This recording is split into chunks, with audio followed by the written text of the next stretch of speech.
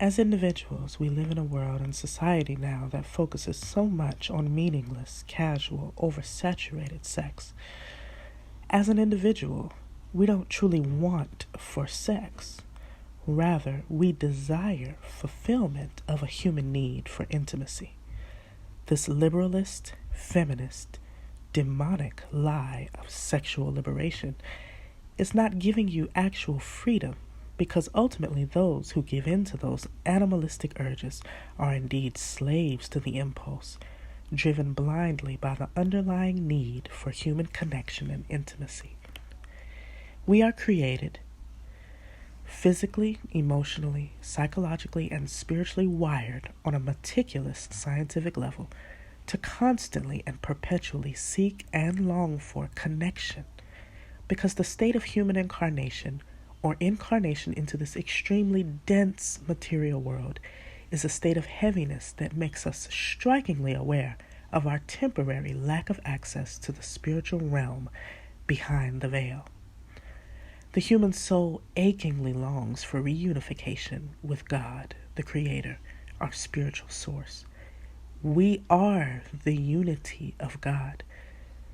As God split himself into trillions of parts, all of humanity, just for us to find him again as ourselves, reunified, once scattered.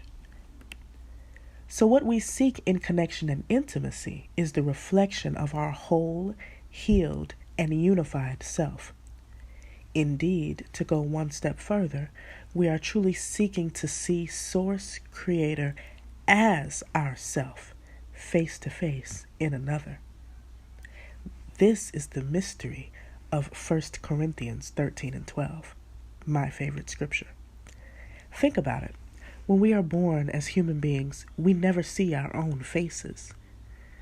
We cannot see our own faces except through a mirror or lens. Think about what our first mirrors were, our first lenses, the eyes of another human being. Usually our mother, father, or hopefully not, the doctor mutilating you at some hospital. We are meant to see our own beauty and wholeness only through the eyes of another. Think about how our best relationships, whether lovers, best friends, truly caring family members, even mentors and encouraging teachers.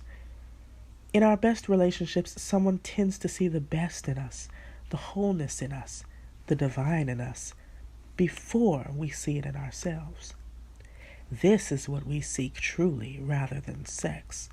We seek that person who can look at us and show us our divinity through union that we have always sought externally and never realized was in ourselves all along. That's the unity of God, Creator, Source. We seek that person who reflects the best of us and through whose eyes we see ourselves as God inside them. So we see them too as God. That divine worship is sacred sexuality. That is Tantra. That is true intimacy.